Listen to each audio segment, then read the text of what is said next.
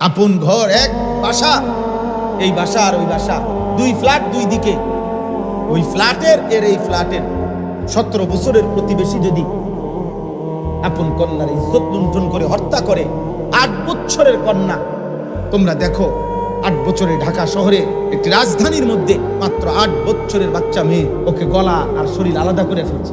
কি নৃশংস যৌন চাহিদা, লজ্জাস্থানের চাহিদা, কি অসভ্যতা, কি পরিমাণ বেড়েছে। তার মানে ওই যে অব্যাহত নারী ছবি, অস্থিরতা, রাতভর উলঙ্গ ছবি দেখা, দিবানিশি মোবাইলে পড়ে থাকা, যার কারণে যৌন চাহিদা হয়ে গেছে কুত্তার মতো, যৌন চাহিদা হয়ে গেছে শুকুরের মতো, যার কারণে যা পাইতেছে সামনে চাচ্ছে যে সব সিরা বিড়ালাইতে। প্রিয় ভাই আমার, একজনই ফেরো। আমার মাটিতে আজ 8 বছরের কন্যা নিরাপদ না, আমার জাতির ভবিষ্যৎ কি হবে? আমাদের মেয়েরা, বাচ্চা মেয়েরা কেমনে বড় হবে? তোমাদের ছোট বোন বড় হবে কেমনে? আব্বা বলো, তোমাদেরও তো অসংখ্য ভাই, তোমাদের ঘরেও তো ছোট বোন আছে। যে মাটিতে 8 বছরের কন্যা যদি নিরাপদ না থাকে, ধর্ষিতা হয়, রক্তাক্ত হয়, লাশ টুকরা হয়ে যায়, আগামী দিনে আমাদের সম্ভাবনা, আমাদের ভবিষ্যৎ কি? আমরা বিল্ডিং করে করবো কি, ব্রিজ করে করবো কি?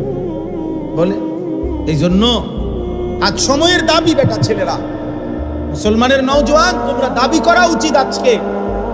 এটা সরকারি দল বিরোধী দলের বিষয় না, এটা বিএনপি জামাত ইসলামের বিষয় না, এটা এই মাটির 18 কোটি মানুষের দাবি হওয়া উচিত যে ধর্ষক, ব্যভিচারী, পরকীয়ায় আসক্ত এবং ধর্ষকের শাস্তি নগদ কার্যকর হওয়া উচিত। আমাদের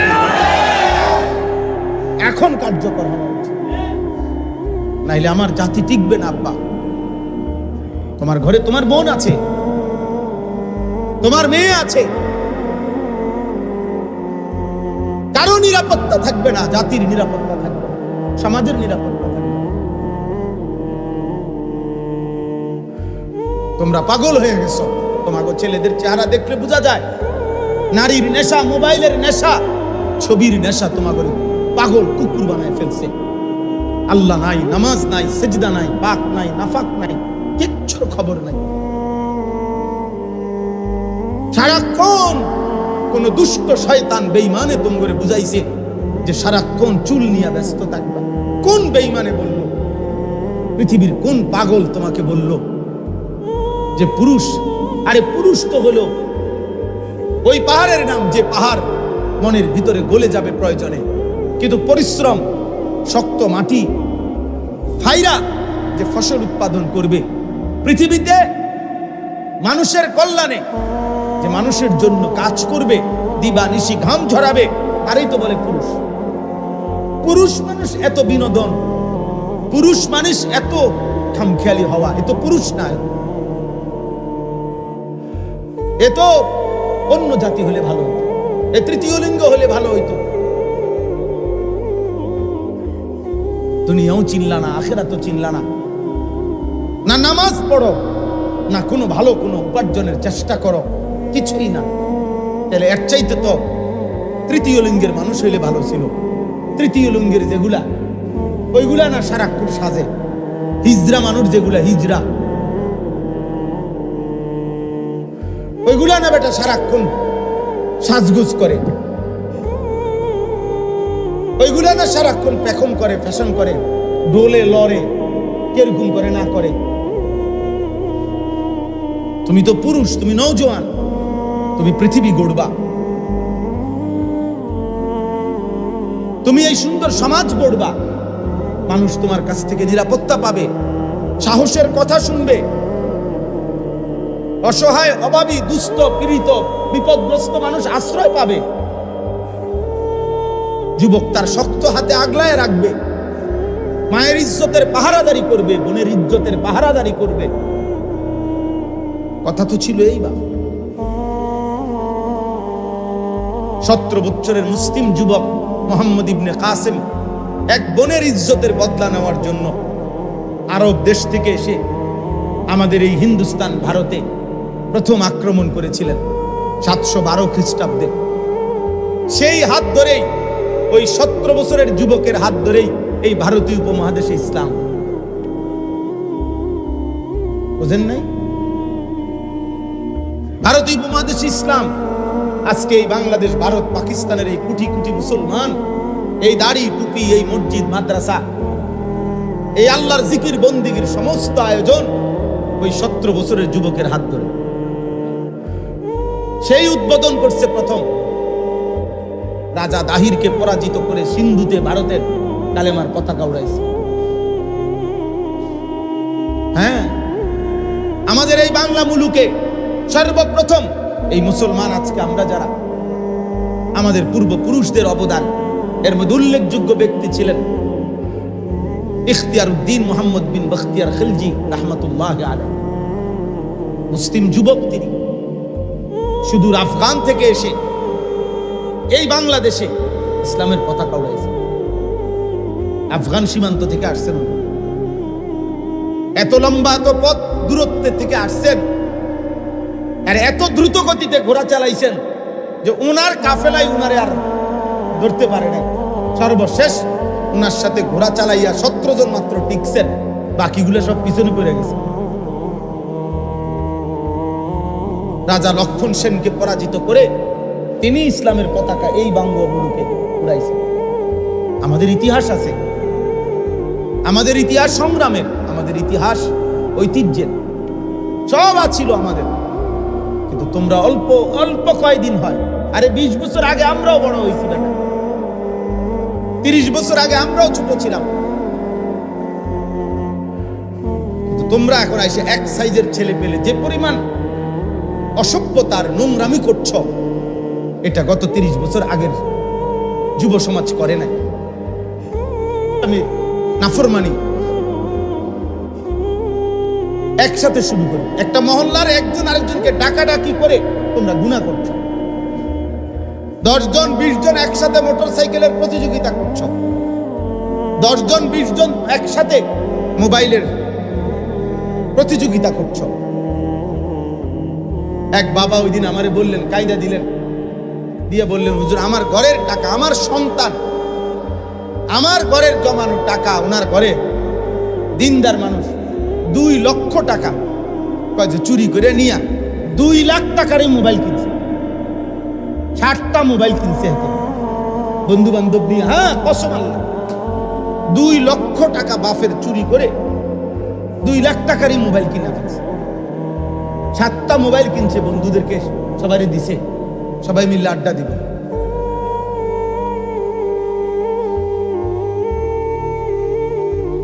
দেখতে থাকো ভাই, তোমরা দেখো 8 বছরে ঢাকা শহরে একটি রাজধানীর মধ্যে মাত্র 8 বছরের বাচ্চা মেয়ে, ওকে গলা আর শরীর আলাদা করে ফেলছে।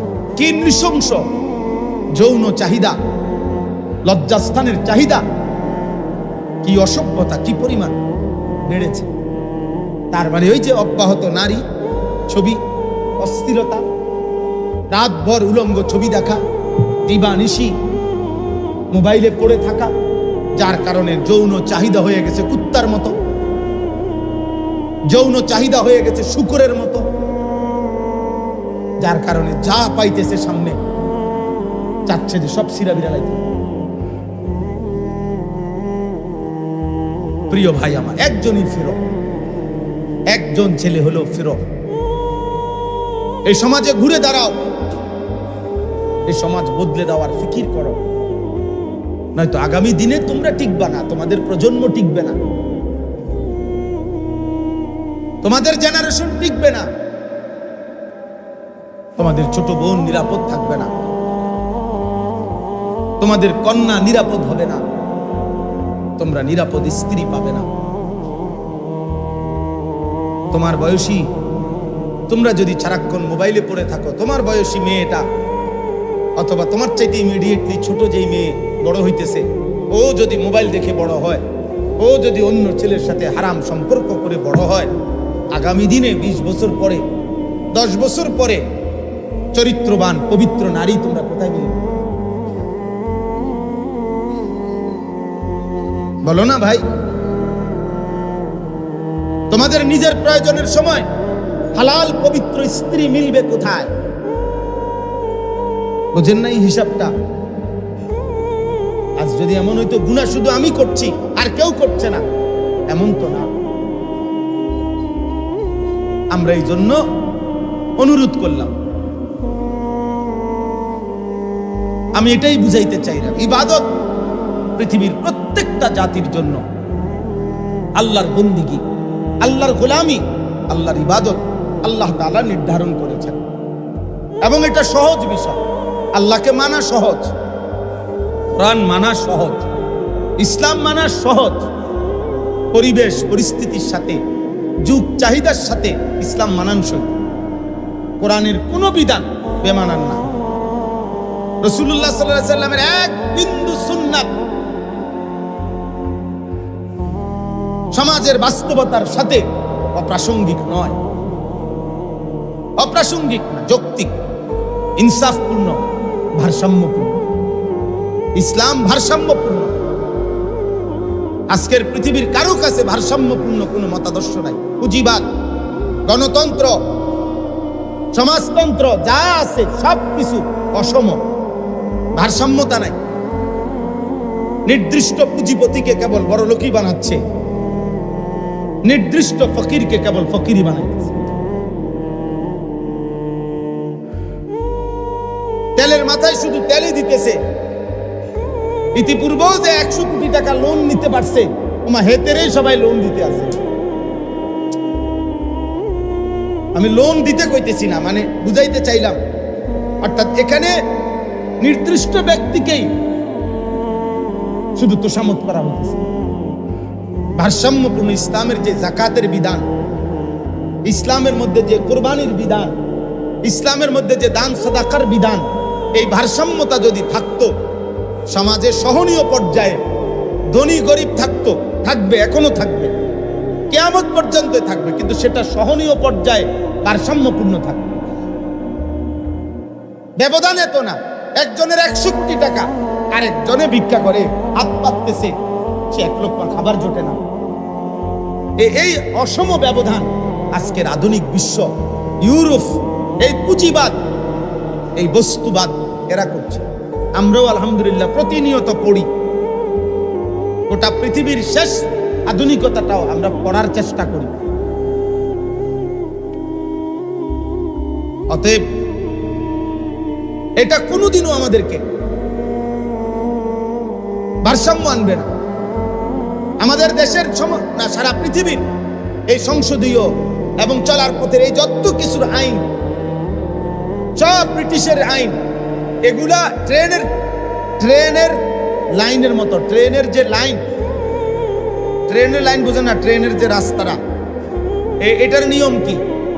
ট্রেনের মধ্যে যদি পৃথিবীর সবচেয়ে শ্রেষ্ঠ ড্রাইভারও বসে, চালক, যত বড় চালকেই বসুক, চালাইতে হবে নির্দিষ্ট এই দুই লাইনটার উপর।